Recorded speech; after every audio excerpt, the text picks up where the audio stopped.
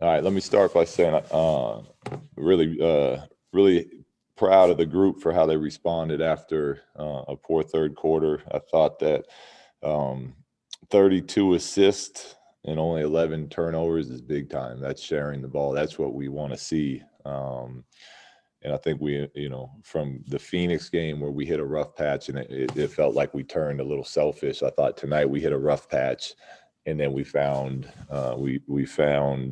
our groove again. But we found it by trusting each other and playing together, and that's where you see those numbers. De'Aaron was big during that. Tyrese was big down the stretch. Marvin, I thought, had a huge, big time first half. Really showed what kind of player that he can become in this league with some consistent time.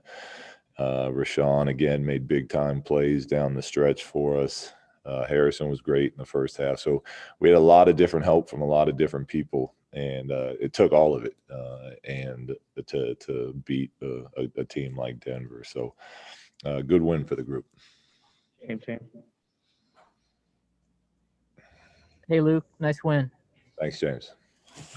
When you look at that fourth quarter, what did you say coming into that fourth quarter?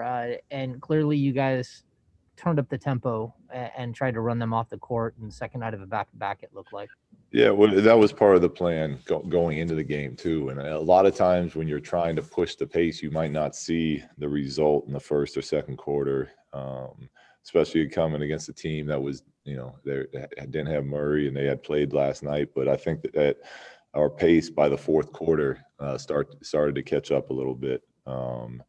So we just, what I told the guys was, look, after as poorly as we just played in the third, it was like a 4 or 5 point game, something like that going in the fourth. Like, we're right there.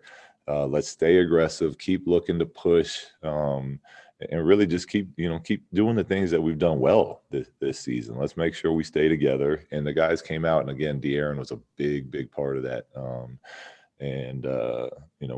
We took care of business at home there in the fourth. Cunningham. Kind of piggybacking off of that a bit, Luke. I mean, to come out in the third and see the way that happens, and then to see the response in the fourth, holding them to just 15, all the while seeing your rookie play really, really well down the stretch too. I mean, just how impressive is that for your group? It's good. It's nice because it's where we're at as a team, where we're trying to get, like, this is what happens. The teams that are fighting for top playoff seeds, there's the consistency about it. You've heard me talk about as many minutes, as consistent as we can play for as close to 48 minutes a game. That's how you get good. That's how you put wins together. And in Phoenix, we hit a real slow spot in that third, and we cracked as a group.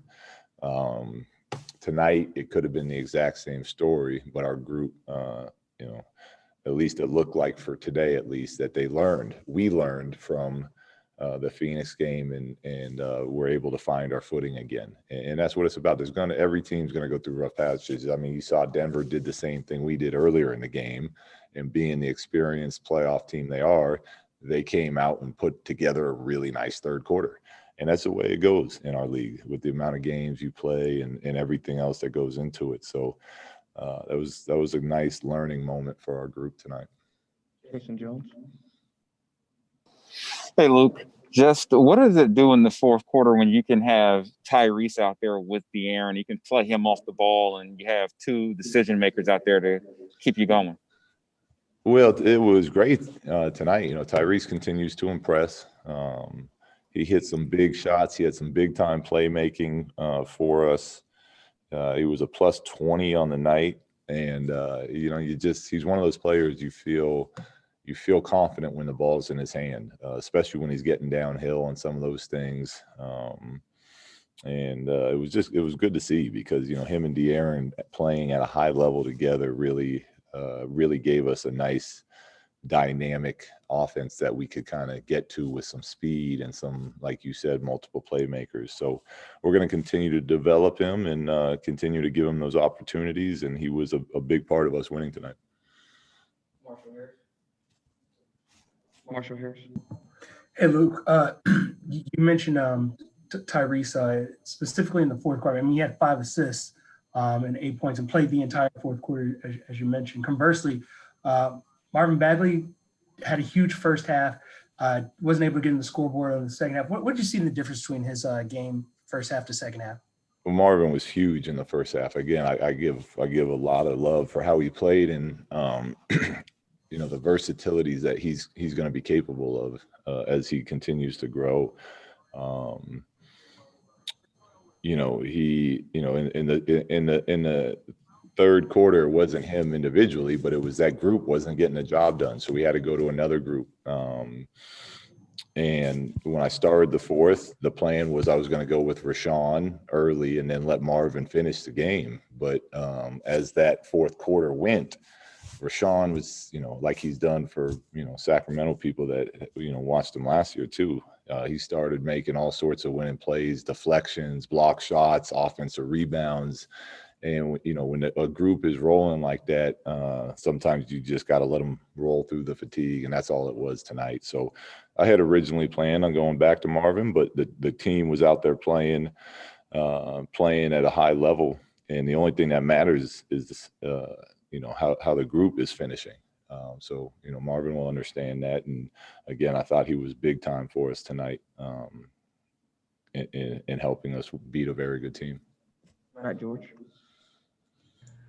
Hey, Luke, when you score 125 points, a lot of people are going to talk about the offense from tonight's game, but to go from allowing 38 points in the third to only 15 in the fourth quarter, that's a pretty significant adjustment. Specifically defensively, what did you see was the biggest difference in those 12 minutes?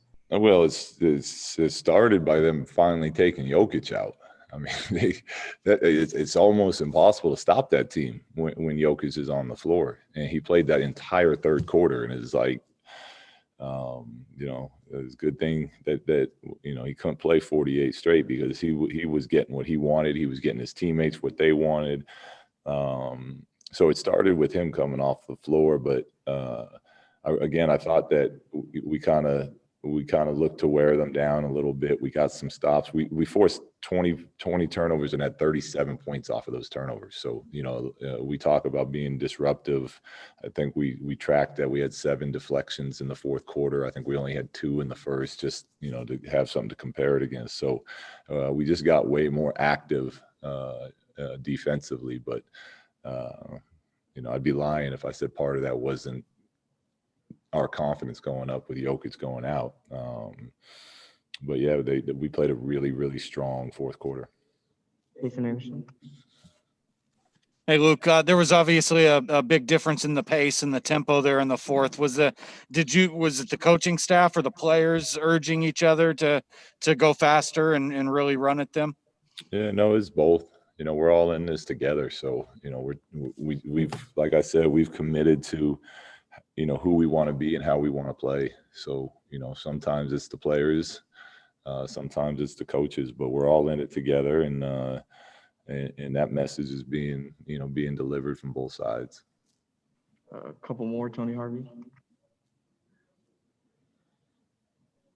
Yeah, Coach Walton. That was a good game. That was a fun game to watch. You at the beginning, before the game, you had mentioned that you had showed the video of the Phoenix game again, something that you didn't like to do.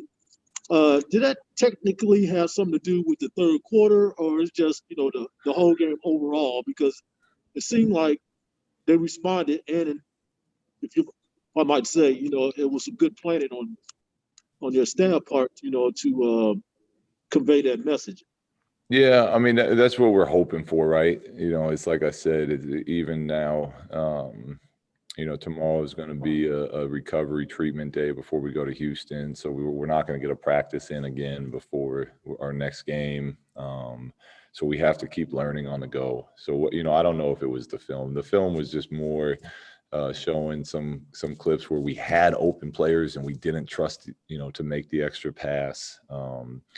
And so you hope that they take some from that film session. They see that and they learn a little bit from that. And then you hope that they learn some from the actual experience of going through that Phoenix game.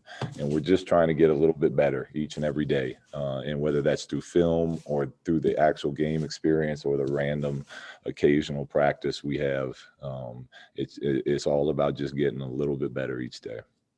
Come on. Hey, Coach. Going back to the turnovers in the game, specifically Denver's turnovers, Jokic had 10, and Marvin seemed like a pretty big part of that. What were you doing as a team that made things difficult for Jokic? He had a couple balls he threw away from half court. That's my question. Yeah, Marvin, I thought Marvin did a good job on him in Denver too. I mean, I know Jokic is, look at 26, 12, 10 rebounds, and you're right, 10 turnovers. And some of those were, us doing a good job. And some of those are when you're a passer like he is, you're going to get a couple random ones. And then he had a couple today where his teammates, I didn't think were, they weren't looking, which, I was pleased to see, but I don't understand. If I was playing with him, I'd have my eyes on him all game long. But, Marvin did a nice job again today of using those long arms of his and trying to disrupt. And that's all we're trying to do is disrupt other teams and not let them get to their bread and butter. And I thought he was good tonight and in Denver at that. James Ham. Hey, Luke, we're hearing that Daquan hurt himself in shoot around this morning. Can you just give us a little bit of update on what happened there and what your thoughts are? Yeah, he because of, again, going back to the season that we're having this year and the lack of practice time, we're having our guys that aren't playing big minutes play a lot of like 3-on-3, even on game days. And especially for Daquan as a way to, he finally got cleared through his back and try to get him some actual real conditioning game wise. We had them playing 3-on-3 today, and he came down with someone's ankle. So he rolled it. He will not be coming with us to Houston. And it's unfortunate because he was just getting back to being cleared to play again. But it's a long season, and he'll help us, and we'll need him as this thing goes. Your last one, Matt George. Luke, you mentioned already that you know and believe Marvin will understand why he did not re-enter the game. But from a coaching perspective, how do you balance giving a player the time they need to develop as part of a young core with trying to win basketball games right then, right there? Well, I think at the end of the day, the priority for us is winning. The priority for us is building habits that are going to lead us to be able to be a consistent winning team.